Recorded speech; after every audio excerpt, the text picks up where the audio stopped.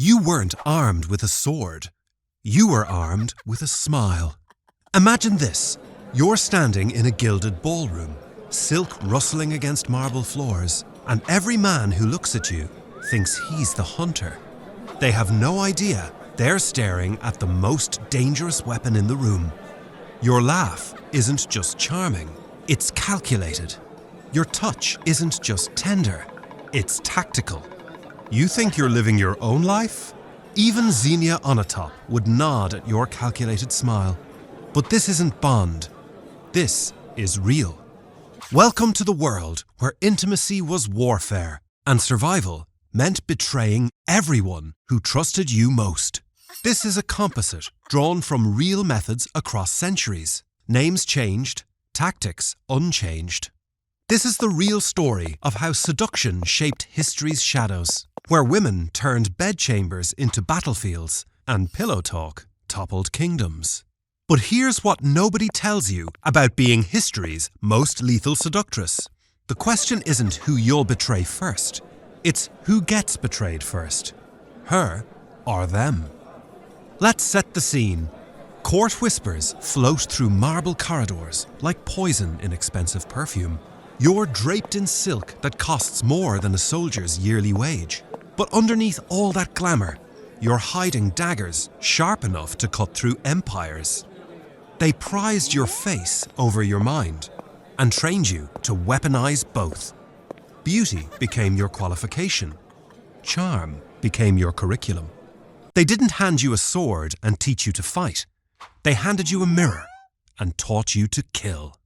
The first lesson cut deeper than any blade.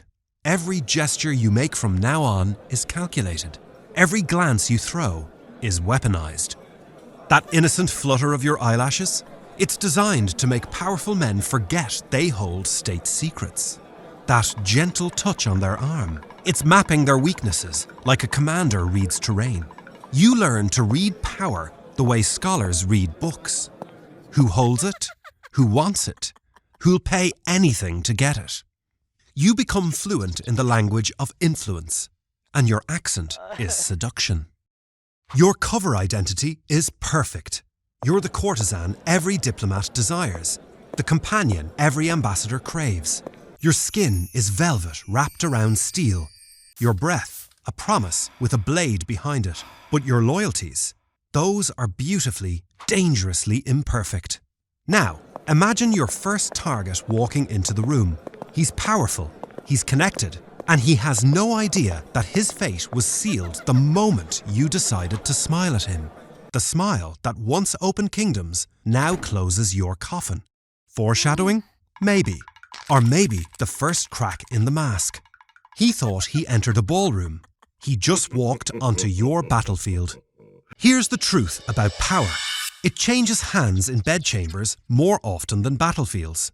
You're not just trading your body, you're trading secrets like currency, and the exchange rate is measured in kingdoms. A single night with the right person could topple alliances that took decades to build. One whispered confession could shift battle plans and change the course of wars. The art of listening becomes your deadliest skill. Men talk when they think they're conquering. They boast when they believe they're impressive. They confess when they're convinced they're in love. Your touch lingers just long enough to make them forget caution. Your lips close enough to their ear that every whispered response feels like seduction. Your job is to make them feel like gods, while you memorize every word they let slip. Your toolkit would make any spy jealous. That perfume you wear? It's a signal to your handlers. Those jewels around your throat? They're codes that could save or damn entire armies. That graceful way you adjust your hair? It means someone's about to die. Marie-Christine Chilver knew this game better than most.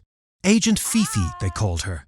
She worked for British intelligence, testing trainee agents by seducing them during their missions. Her job was simple. If a man could resist her charms, he might survive enemy interrogation. If he couldn't, he'd never make it past his first real assignment. But here's where the game gets intoxicating. When you're good at this, really good, seductive power feels unstoppable. You start believing you can manipulate anyone, control any situation, survive any betrayal. You forget that confidence can be just as deadly as carelessness. The rush is addictive. Walking into a room and knowing you can bend any man to your will. Watching generals change military strategies because you whispered the right words. Feeling empires shift because you smiled at precisely the perfect time. But power hides a more dangerous truth. Someone is always playing you back. Now, imagine this. You're at the height of your influence, drunk on your own success, when someone starts asking questions about you. Someone who might be more than they seem. You didn't steal his secrets. He gift-wrapped them. Quick breather. If you're hooked, drop a like or drop a comment. Who's your favorite spy seductress? Back into the shadows. Lover by night, informant by morning. The duality will exhaust you before it kills you. You wake up in silk sheets next to a man who thinks you adore him, and within the hour, you're encoding his secrets for enemies who want him dead. Your life becomes a performance where the curtain never falls and the audience changes every scene. You're caught between rival patrons, each demanding absolute loyalty, while knowing you're selling pieces of your soul to their enemies. The French want intelligence on the British. The British want dirt on the Russians. The Russians want leverage on everyone. And you? You want to survive long enough to collect your payment. The Soviet Union perfected this game. They called their female agents swallows and their male counterparts ravens. They ran specialized KGB training schools dedicated to weaponizing seduction, teaching women everything from bedroom techniques to psychological manipulation. Some training schools in fiction taught women to be Onatopp level assassins, but real life was subtler, more psychological than cinematic. Commander Anthony Courtney learned this lesson the hard way. The tough British naval officer and member of parliament thought he was enjoying a simple affair with his Russian tour guide. He had no idea she was allegedly part of a KGB operation with cameras capturing every moment. When the Soviets tried blackmailing him to stop his anti-Soviet speeches, he refused. They destroyed his career by circulating the photos to his colleagues and the press. Your daily existence becomes pure paranoia. Mirrors with eyes, servants with ears, lovers with tests. You start seeing threats in shadows and enemies in friends because in this business, that's usually where they're hiding. The moment intimacy becomes execution, you'll understand the true horror of your profession. Death, delivered with the same hands that provided pleasure. It wasn't always thighs or blades. Sometimes it was subtler, a perfume-sprayed heel. Klebb's shoe is fiction, a metaphor. Ambassador Maurice Dejean fell for the same trap. The French diplomat's fondness for women made him perfect prey for Soviet honey traps. Reports at the time indicated that he was set up with attractive Russian women, that compromising situations were staged, and that the evidence was held like a loaded gun to his head. The scandal didn't break immediately. They preferred keeping their leverage quiet, a sword hanging over his diplomatic decisions. Here's the brutal ledger of your profession. Every alliance has an expiration date, and yours is always approaching faster than you think. Choose a side? Adorable. Both already chose you as the sacrifice. Networks rose and fell on whispered pillow talk, compromising photos, quiet blackmail. Careers ending in envelopes. Spies turn seduction into profit, and around here, profit looks like one thing: keeping you watching. Don't wander off, because the next betrayal won't be whispered. It'll be screamed. Your cover starts cracking. Every court glance feels like suspicion now. You're standing in the same ballrooms where you once felt invincible, but the marble floors suddenly feel like quicksand. That ambassador who used to hang on your every word, he's asking too many questions about your past. The general who once begged for your attention, he's watching you with calculating eyes instead of lustful ones. The mission that changes everything arrives on expensive paper with official seals. Your handlers want you to betray someone you actually care about. Maybe it's the young diplomat who writes you poetry between state dinners. Maybe it's the war hero who shares his nightmares instead of just his bed.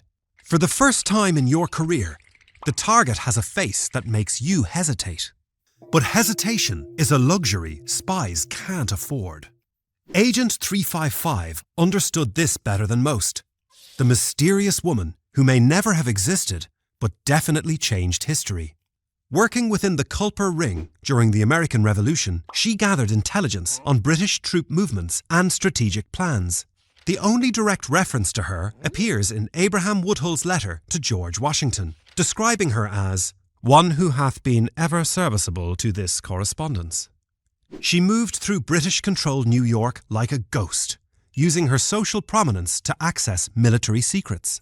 Men talked freely around women, assuming feminine minds couldn't grasp the importance of troop movements or supply routes. They were catastrophically wrong. But here's the haunting part about Agent 355.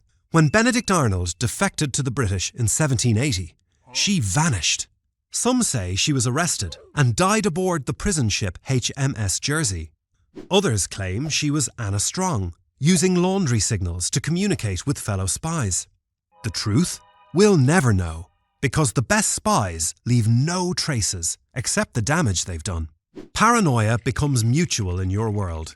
The walls themselves have ears, and everyone assumes everyone else is listening. You start encoding messages in flower arrangements and hiding intelligence in jewellery clasps. Your lovers begin searching your belongings when they think you're sleeping. Trust is a blade that cuts both ways. The deadly irony reveals itself slowly, then all at once. Your best weapon, intimacy, turns against you. The same skills that made you invaluable to your handlers make you dangerous to everyone else. You know too many secrets, have too much leverage, understand too many weaknesses. You've become the threat you were trained to neutralize. Miss Jenny learned this lesson in the summer of 1781. The French-speaking spy infiltrated American and French troops, reporting their movements to the British headquarters in New York. She was young, maybe early 20s, and brilliant at her craft. But when French guards caught her trying to cross enemy lines, her world collapsed. They nearly assaulted her before dragging her to the French camp for questioning.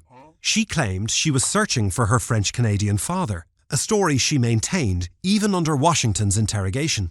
The French tried one last time to break her, and when she wouldn't confess, they inflicted an informal punishment that cut deeper than any blade. They cut off her hair as a sign of public shame. Miss Jenny's story lays bare the costs of espionage. Contemporary accounts say she returned to British lines and reported what she'd seen. Some historians argue that this kept British forces focused on New York, while Franco-American strategy pivoted to Yorktown. The question haunting your sleepless nights isn't whether you'll be exposed, it's who will expose you first, and how brutal the fallout will be. When trust becomes a weapon, everyone bleeds. The Seductress finally gets outplayed by her own game. Maybe it's a rival spy who's been studying your methods, learning your weaknesses, preparing to destroy you with surgical precision. Maybe it's one of your lovers who finally pieces together the inconsistencies in your stories, the gaps in your background, the way you ask just the right questions at just the wrong times. The brutal truth cuts through all your silk and perfume like a rusty blade. You were never the mastermind. You were always the disposable pawn in a silk dress. The final paradox reveals itself in your last moments of freedom. Seduction was simultaneously your greatest weapon and your ultimate downfall. Some seductresses meet their end in dramatic fashion. Daggers in dark alleys, mysterious accidents that aren't accidents at all. Others simply vanish into history's shadows. Their names erased from official records, their stories reduced to whispered rumours in diplomatic circles. But a few, the truly exceptional ones, manage to slip into those shadows one last time. They disappear before the trap closes, leaving behind only questions and the lingering scent of expensive perfume. They understand that the greatest seduction of all is making your enemies believe they've won while you escape to seduce another day. The cycle resets. The faces don't matter. Records fade. repercussions don't. Intimacy leaves no monuments, only ghosts who shaped kingdoms from bedchambers. These women moved through history like smoke, leaving no fingerprints on the documents they stole, no signatures on the treaties they influenced, no names on the graves of the men they destroyed. But their impact echoes through every diplomatic scandal, every political betrayal, every moment when pillow talk changed the course of nations. Fiction honours extremes. Onatopp, the killer thighs. Klebb, the poisoned heel. Electra, the heiress turned villain. But the women whose whispers reshaped power often left no dramatic death scene. The spy Seductress understood something that generals and politicians never grasped. Power isn't just about armies and artillery. It's about knowing exactly when to whisper the right words into the right ears, when to withhold information that could save lives, when to use desire as a force more devastating than any sword. That ballroom, where every man thought he was the hunter, turns out everyone was prey, even you. They erased her name, but the scars she left rewrote kingdoms. Subscribe if you want more shadows from history's hidden corners. The next video reveals secrets they definitely don't want you to know.